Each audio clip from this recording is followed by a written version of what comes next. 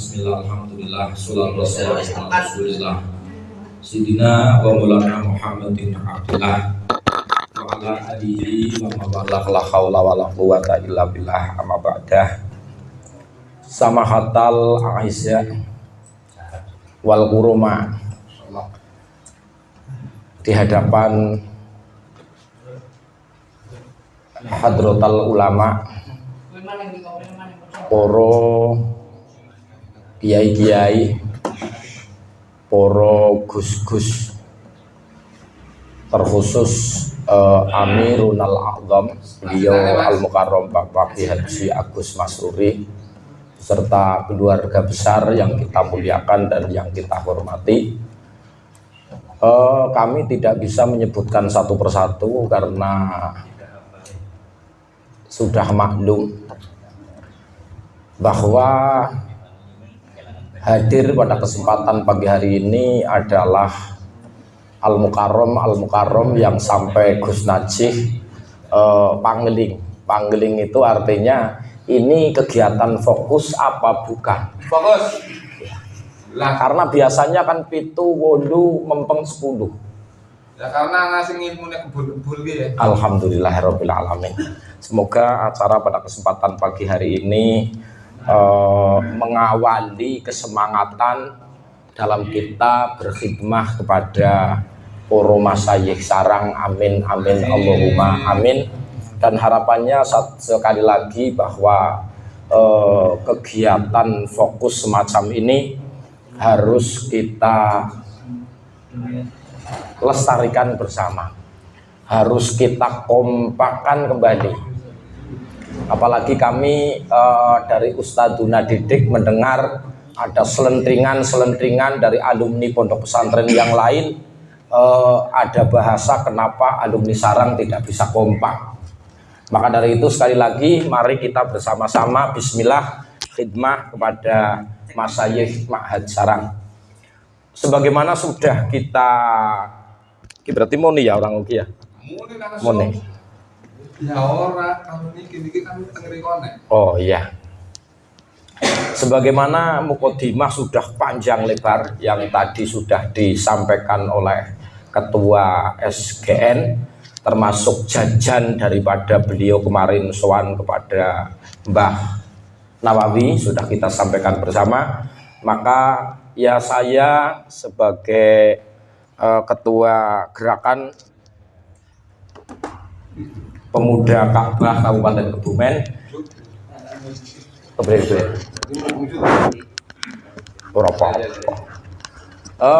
menghimbau dan lebih menekankan kembali bahwa bagaimana di 2024 khususnya Kabupaten Kebumen kita bisa mendapatkan 8 kursi. Maka dari itu nanti setelah acara hajatan saya akan kita tekankan kembali bagaimana pembentukan PAC di Kabupaten Kebumen dan dilanjutkan pembentukan ranting se-Kabupaten Kebumen, yang mana insya Allah sesuai dengan apa yang didhawuhaken Mbah Wi, kata Mbah Mun kira-kiranya riwayat bermakna nek kowe seneng aku nek kowe isih seneng aku openi P3. Amin amin Allahumma amin. Yang selanjutnya sebagaimana tadi disampaikan oleh Amir Sani kita Bapak Kiai Ahmad Hayun, bahwa yang paling penting ada acara pada kesempatan pagi hari ini adalah bedah kitab atau istilahnya debat ilmiah.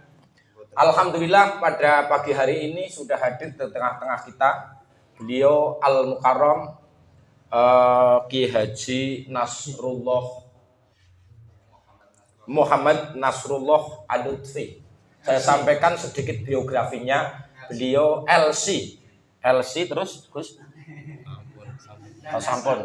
MSI dereng. Oh dereng ya. Beliau adalah putra Al-Mukarram Kiai Haji Muhammad Lutfi Krubungan. Oh Maksum Lutfi, ngapunten. Putra Bajeng itu. Putra Bajeng. Putra Bajeng, alhamdulillahirabbil alamin.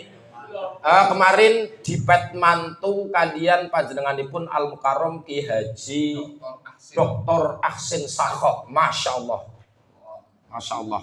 Tapi insya Allah untuk ke depan, walaupun beliau mungkin jadwalnya kesana kemari, tidak apa-apa, insya Allah tetap di Kebumen. Amin, Allahumma amin. Insya Allah fokus tambah dhuwur benderane. Beliau dari ngaji dengan Abah, kemudian berangkat tolabul ilmi kepada Syekhina Simbah Haji Mumun Zubair. Sampai di sana selesai khidmah. Beliau kaitannya dengan kepuasan ilmu masih haus sekali. Sehingga kemudian diteruskan beliau ngaji tolabul ilmi di Universitas Internasional Al Azhar. Untuk program S1 sudah selesai. Beliau akan berangkat untuk mencapai S2-nya. Top nomor top marko top. Alhamdulillah. Informasi sementara 2 bulan yang lalu nikah, alhamdulillah top share. Lanang wadon USG ini Gus. Dereng ngertos ya. Ya mungkin sekelumit biografi, saya menangi beliau di sarang. Top marko top. Jadi beberapa tahun juara umum di MGS beliau. Kemudian yang nanti akan sebagai pembanding kita sebutkan tidak asing lagi adalah Al Mukarrom Ki Haji Agus Ali Haidar LC. Beliau juga luar biasa, luar dan biasa. Ya biasa di luar juga ya, karena khoroja yakhruju, jadi biasa di luar. Dulu dari Pondok Pesantren Lirboyo beliau juga top. Kemudian belum puas di Lirboyo, beliau ke Syekhina Mbah Maimun Zubair, top juga sampai selesai. Next ngomong telu aliyah ora katam ya. Terus kemudian dari sarang beliau juga di Universitas Internasional Al Azhar, sehingga beliau mendapatkan gelar LC. LC itu bukan lihat setting, bukan.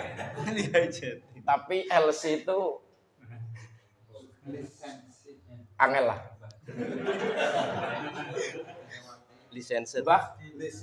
Lisensi, yes, apa bola, yes, pokoknya untuk lihat setting untuk. Ya ada informasi bahwa Gus Ali Haidar LC Khairu lihat setting ini juga lama di Banten, Mbah Dimyati, sehingga jenengan kalau ukur bangsane kepengin merguru ora pasang bedil dan lain sebagainya soan. Dan insya Allah lebih murah daripada soan gini Hayun, karena ora perlu gawe rokok ya.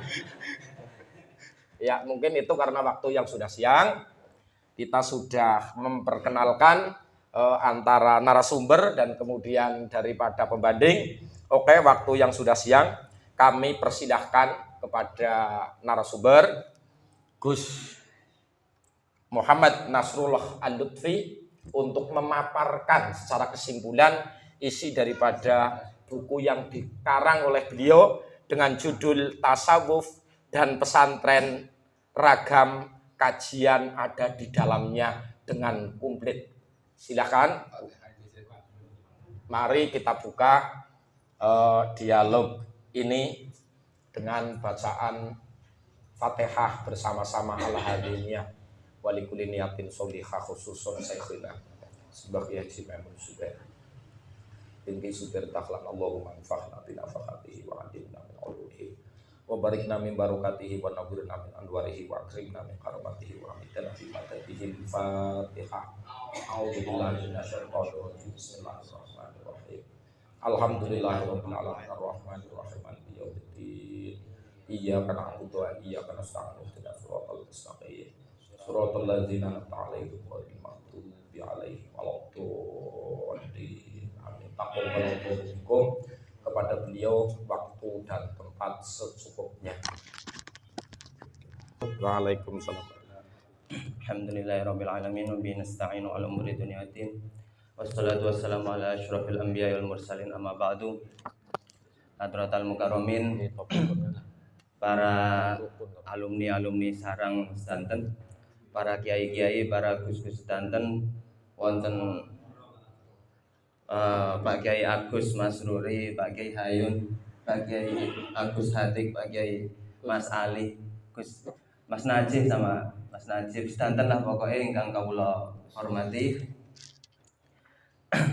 Kula teng mriki ateges mboten nyuwun rembaganipun, artine niki buku ingkang sampun kula tulis nyuwun rembagan kalih partisipasinipun jenengan kangge sedanten ngoreksi pilih menawi wonten ingkang kurang insyaallah kula tambahi, pilih menawi wonten kritik insyaallah ketika wonten masukan ingkang sae kula tambahaken teng buku niki. Sepindah niki kula nulis buku niki niku mulai ketika niku badhe ujian terakhir niku kula bingung badhe napa masa badhe ngegame terus kan. Akhirnya karena daripada main Mobile Legend terus, akhirnya kula wah iki nek ngene terus uripe nganggur tok. Akhirnya ya wis lah maca-maca, terus nek pun maca sedinten nulis sedinten. Dados 2 hari sekali niku wonten tulisan ora ketang niku 1 lembar. Dados asline niki wonten tanggale, niki sing dereng diedit sae niku tesih wonten tanggale kadang. Tanggal sementen nulisnya tanggal sementen. Niku saya semuanya tulis di blog saya. Nah, saya tulis semuanya di situ, nggak kerasa lama-kelamaan tak kumpulaken ternyata kok jadinya banyak. Padahal sehari paling kadang nulis cuma 1 lembar kertas ya, yang kertas A4 itu. Pokoknya pun nyicil-nyicil mawon akhirnya dugi kathah. Nah, karena dugi kathah terus tak kumpulaken tak print lho kok akeh dadine. Ya wis sekalian tak damel buku dan alhamdulillah niki temanipun tasih nyambung yaitu perihal permasalahan tasawuf dan pesantren. Wonten ing di dalam buku ini tuh nanti saya menjelaskan ada beberapa poin besar. Yang pertama itu adalah hubungan antara tasawuf yang di situ banyak sekali dianut oleh orang-orang Jawa, terutama orang-orang yang ada di pesantren. Wabil khusus itu, wabil yang umumnya itu adalah orang Jawa pada umumnya gitu. Jadi makanya di buku ini nanti akan ditemui beberapa serat-serat, suluk-suluk seperti kayak misalkan karya daripada Ronggo Warsito, syarat Wirid Hidayat Jati niku kan sumbere tasawuf sing model ini pun niku adalah kejawen kula gadah bukune. Terus tapi bukune mboten sing tulisan Jawa, enten tulisan Jawane sing kuno enten, terus terjemahan Jawane enten, terus terjemahan Indonesiane enten. Terus wonten buku namine Wirid Hidayat Jati ingkang nulis niku Ronggo Warsito niku dados sumberipun tasawuf kejawen. Mboten badhe kula terangaken kaifiah tata caranipun kados napa teng tasawuf kejawen, ateges kula namung pengin buktikaken bahwa tiang Jawi niku kawit jaman biyen niku sampun bertasawuf. Tiang Jawi sampun bertasawuf. Mboten namung Ronggo Warsito, mangke wonten simbahipun Yasadipura kalih Yasadipura setunggal niku wonten gadah namine Serat Centini enten Serat Sabolek mal. Serat Centini niku mangke jelasaken tentang bangsane manunggaling kawula Gusti. Serat Sabolek juga terus ingkang enten tiyang ingkang pokoke jelasaken tasawuf ingkang teng mriku disinyalir niku wonten hubungan kalih Ibnu Arabi. Terus tasawufun Ibnu Arabi niku sampun pertama kali masuk niku teng Indonesia. Niku wonten datane sedanten. Tasawuf ingkang wonten ing tanah Jawi mulai kecatet niku ingkang modele radi kejawen nggih niku mulai tahun 16 Masehi, sekitar 16 abad 16 Masehi niku mulai masuk. Terus niku pertama niku teng daerah Sumatera, kemudian menyebar ke daerah Jawa dan lintu-lintunipun. Bentenipun niku mangke napa tasawuf kejawen kali tasawuf ingkang model wonten ingkang teng pesantren niku napa? Nek tasawuf kejawen niku wonten tradisine. Dados misalkan badhe baiat. Badhe baiat niku mangke dikumpulaken teng kamar tertentu, wonten kembange kudu sing kembang kepripun, terus apa makanane kedah kepripun niku kedah wonten tuntunane lengkap teng buku ingkang kula beto niki teng mriki niku namine Wirid Hidayat Jati. Dados nek kepingin badhe ritual kados niku wonten tata carane. Kula nulis tasawuf Jawa bukan berarti kula niku kejawen nggih. Kula tegesaken kula nggih tasawufe tetep tarikae nggih manute Sadzili dan lain-lain. Tapi niki enten buku ingkang jelasaken tata cara nek kepingin baiat tapi tata cara Jawa ngoten. Niku setunggal. Terus kaping kalih, kenapa kok tasawuf dan pesantren hubungannya niku nopo? Hubungannya niku sing kaping kalih niku adalah ditemukannya seperti serat wijil. Wijil niku murid Sunan Bonang. Sunan Bonang niku sampun nulis tentang perihal tasawuf.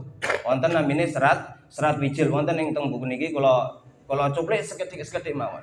Terus wonten malih niku wonten ing abad 18 niku mangke simbahipun Mbak Ihsan Jampes niku merguru dateng Syekh Ibrahim Al-Bajuri teng Mesir mriku.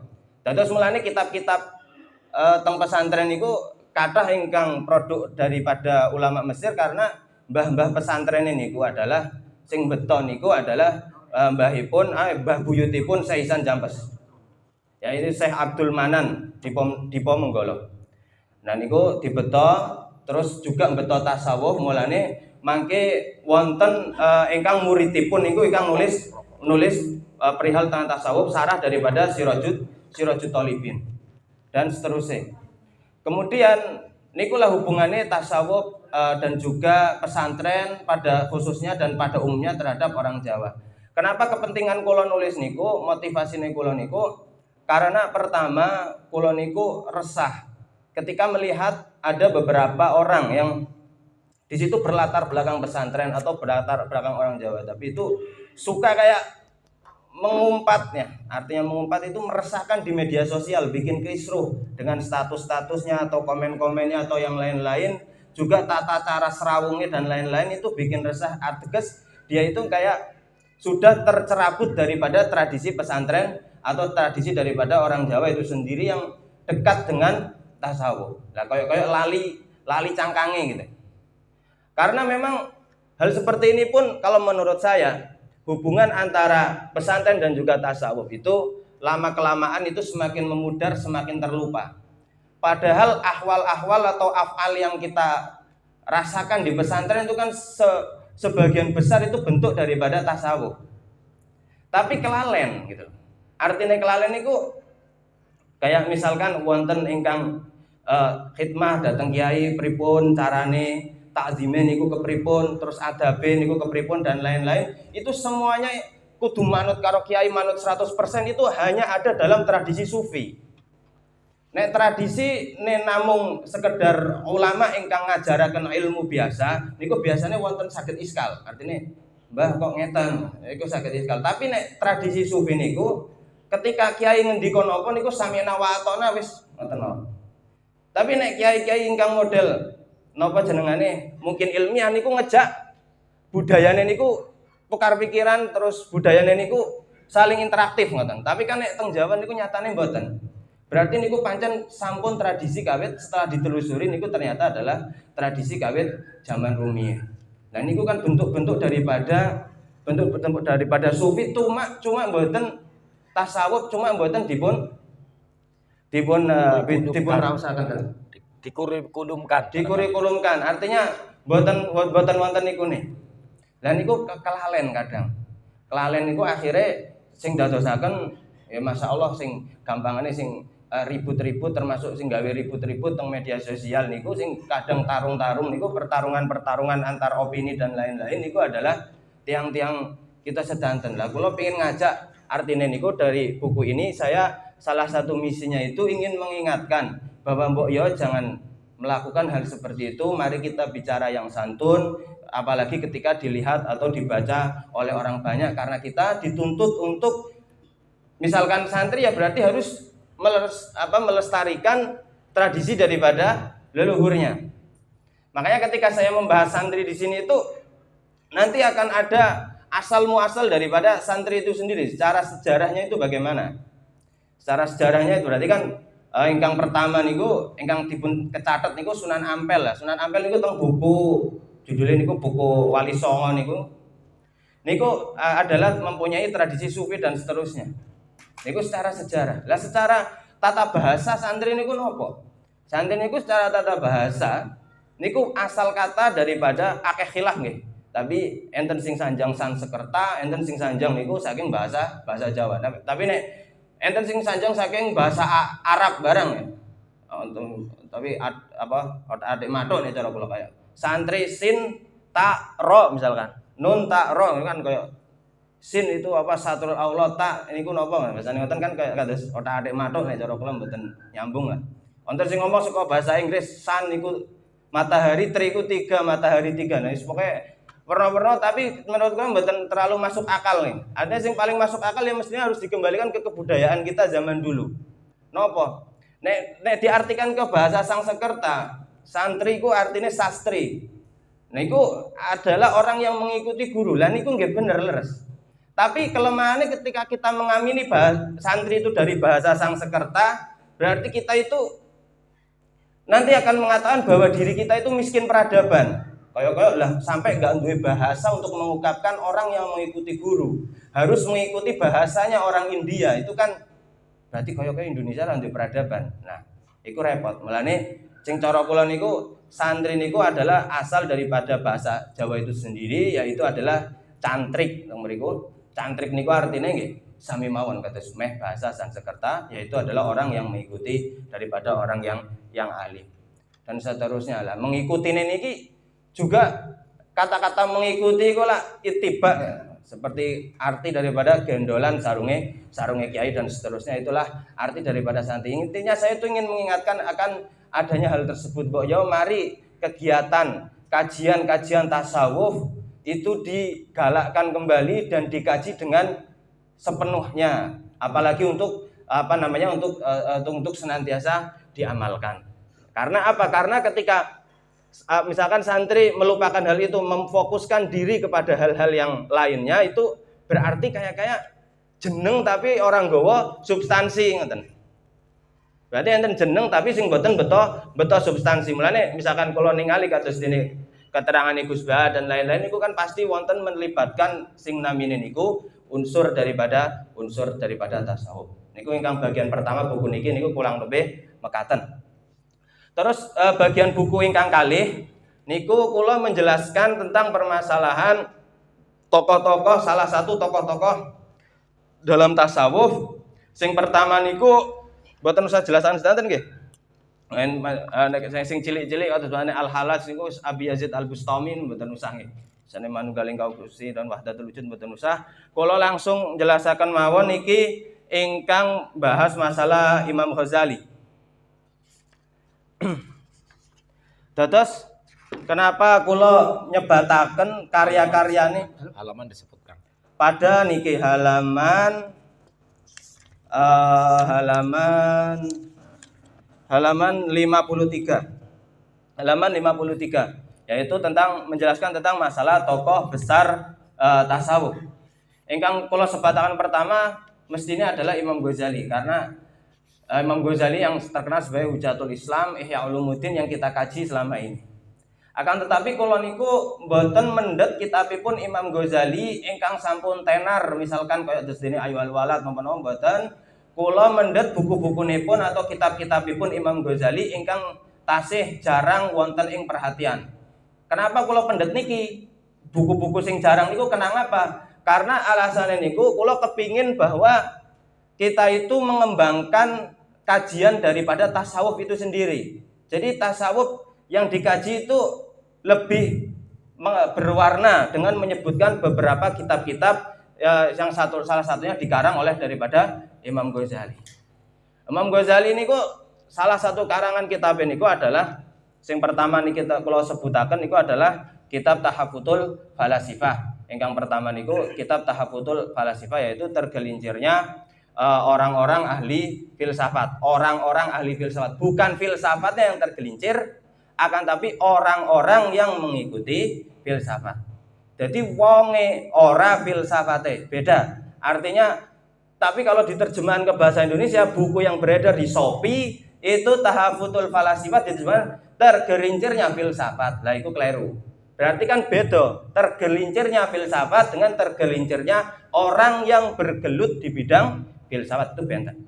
Karena orang yang bergelut di bidang filsafat niku macam-macam.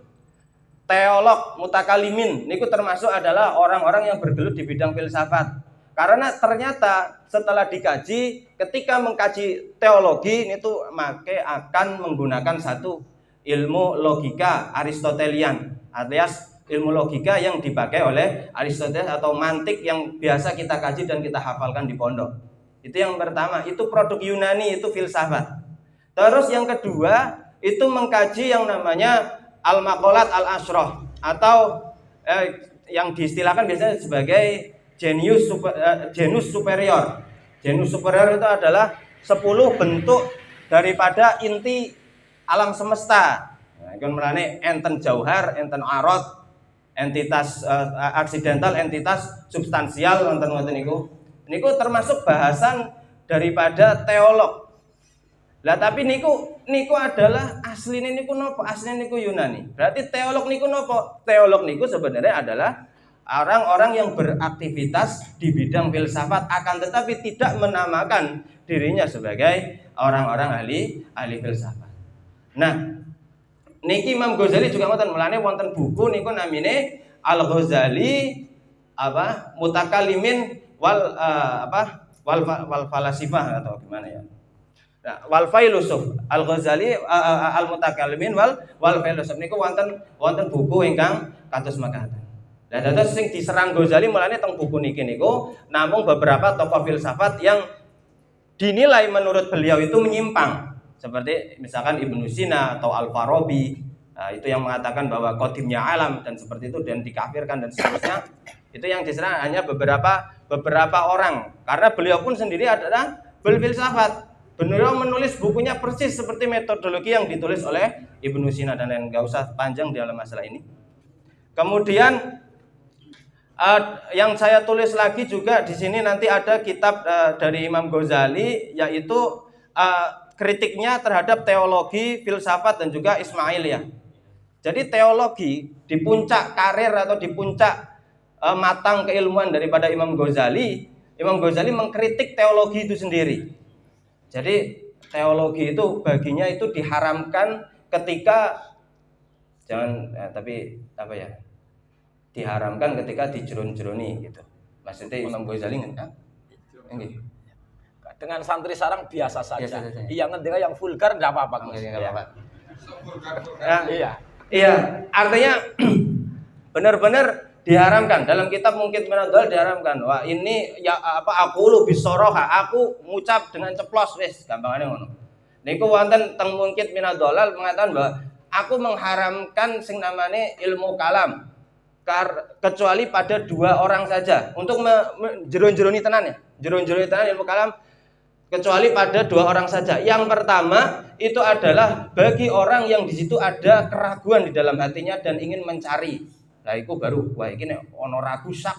Kadang kan nek kita iku ana ragu, ana kalam, pembahasan ilmu kalam ragu tapi ojo takon mari kafir. Lah iku salah.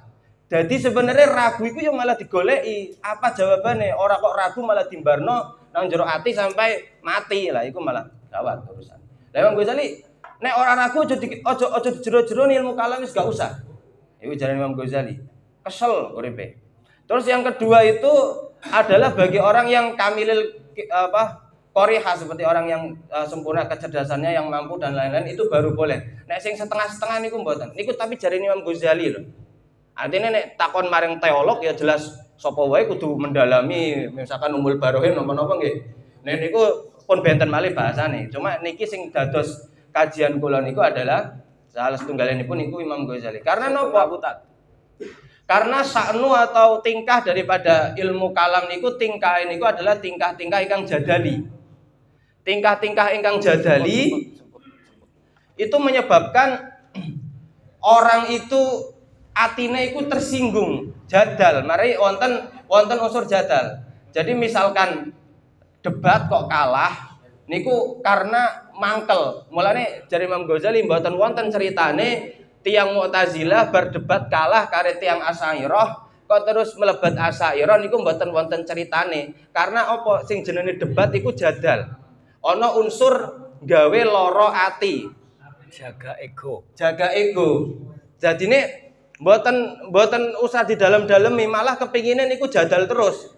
Misalkan macane ilmu kalam terus iku jadal terus. Akhirnya kenapa kok Imam Ghazali ngritik ngoten? Ya mergo mangke nek ngritik ngoten apa mengkaji ngoten terus niku mboten wusul-wusul ngono jare Imam Ghazali. Lah kok ngono terus ki ra wusul-wusul ki pengalamane kaya aku.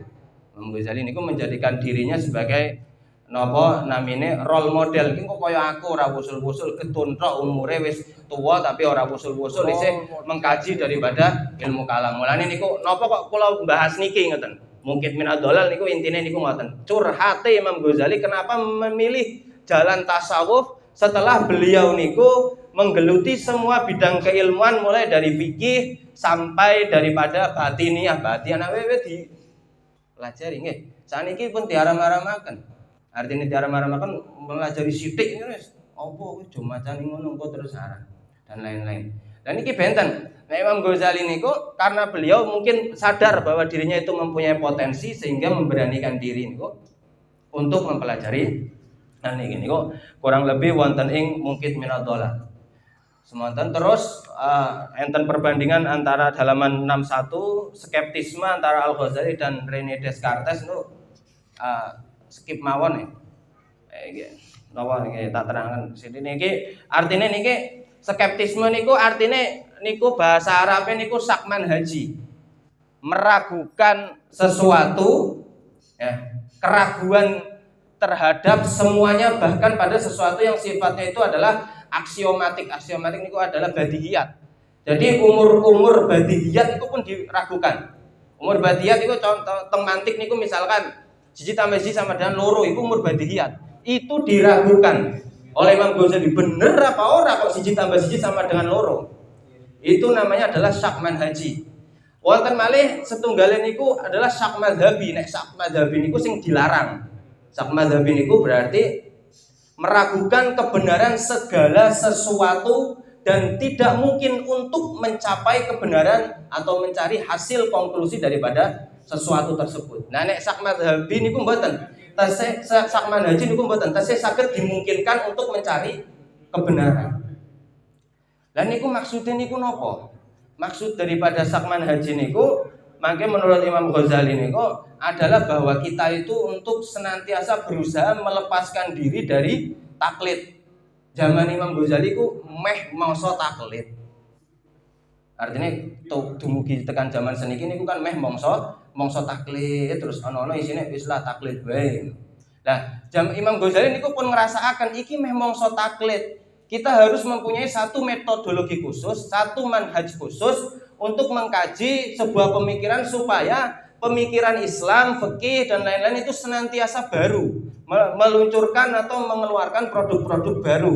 Salah satunya dengan metodologi yang beliau namakan sebagai syak manhaji niku wonten ing mungkin minat tolak.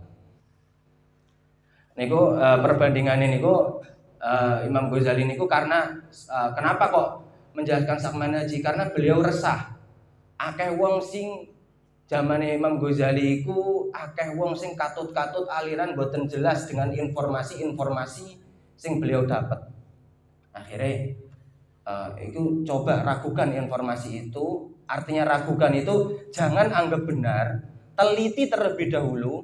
Ketika sudah mengetahui bahwa itu benar baru terima, jangan asal terima informasi. Untuk adanya verifikasi terlebih dahulu atau purifikasi sebelum menerima nilai daripada informasi itu tersebut. Kalau Descartes itu adalah filosof asal Perancis yang nyuplek lah, jiplak metodologi ini Imam Ghazali dengan tujuan untuk melepaskan bangsa Perancis yang ketika itu pada masa Renaissance untuk bisa kembali iman, soalnya bodoh ateis. Setelah Renaissance itu adalah kebangkitan ekonomi, kebangkitan teknologi dan lain-lain itu akeh sing dados ateis lah. Jadi dene pengen cuci otak. Mulane dikirim ke tulisannya Descartes niku at-ta'ammulat al-ula, bahasa Arab itu at-ta'ammulat al-ula, the phrase of meditation, like bahasa Inggris niku adalah artinya niku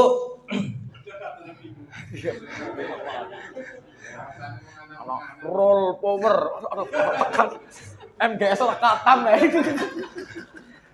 Napa niku bertujuan untuk napa namine ben orang-orang Prancis niku mboten sampai dados ateis. Jadi dikirim teng Universitas Lahud di Sorbonne. Lahud niku nek Islam iku mutakalimin, nek wong Kristen iku jenenge Lahud.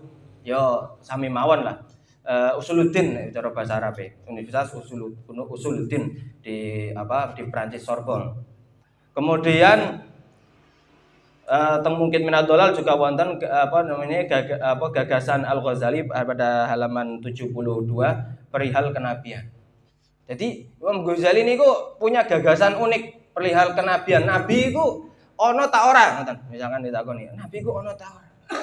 Jawabannya iku ono. Karena apa? Karena ilmu-ilmu yang kita gapai zaman dahulu untuk mempertahankan eksistensi kita di muka bumi itu tidak mungkin ketika tidak diajarkan oleh nabi atau wahyu. Misalkan ilmu kedokteran wonten ing zaman rumiyin iku nek mboten dituduhaken lah Nabi Adam kangelan golek obat gatel, golek obat pusing dan lainnya kok kangelan niku mesti kudu enten wahyu. Mosok njajali tanaman siji-siji terus iki ape mangan misalkan ape dahar beliau iki kena didahar ora didahar ya keracunan kok. Berarti kan nek salah iso saged keracunan. Lah niku butuh adane sing bukti bahwa adane wahyu. Mulane cara wong zaman siki niku biasanya ngayalaken bahwa ono sing jenengane alien sing ngajari napa ilmu sing ngajari niki enten apa lah makhluk-makhluk napa dan seterusnya ngoten niku kan khayalan. Lah tapi kadang kata wong sing mboten percaya adane nabi. Jadi percaya adane Tuhan tapi enggak percaya adane nabi niku kan kata. Iku jenengane napa ya aliran napa ngoten. Ingkang percaya wonten sing menciptakan tapi enggak ada nabi katanya gitu.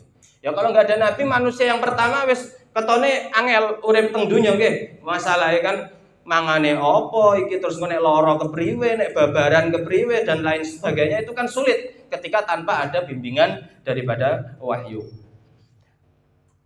Terus niki juga wonten kitab kontroversial niki di halaman 75 ini benar kitab Ghazali atau tidak? Itu tentang Ar-Rad Al-Jamil li Ilahiyati Isa bi Sharih Al-Injil. Itu tentang menjelaskan bahwa hanya penolakan yang keren ya, artinya penolakan keren terhadap ketuhanan Nabi Isa melalui shareh daripada kitab Injil. Jadi langsung Imam Ghazali niku membuka Injil digoleki teks-tekse sing membantah daripada ketuhanane Nabi Isa. Akhirnya kalau nggih buka Injil, nih download Injil dan lain-lain tak bukai, tak goleki. Jebule iya. Artine niku teng Injil niku mboten wonten ingkang sharih pada mengatakan aku adalah apa niku mboten wonten niku terpaksa ngoten nggih mboten bukake niku bukan tak deres terus aku iman niku mboten. Artine kula mengkaji niki bener-bener mengkaji kula mboten terus misalkan kula nyebutaken aliran batini, aliran kejawen niku sama sekali kula mboten wonten. Ateges kula sampun paparaken pertama mau kula niku tetep melu sadili dan lain-lain aman lah insyaallah kula mboten napa-napa.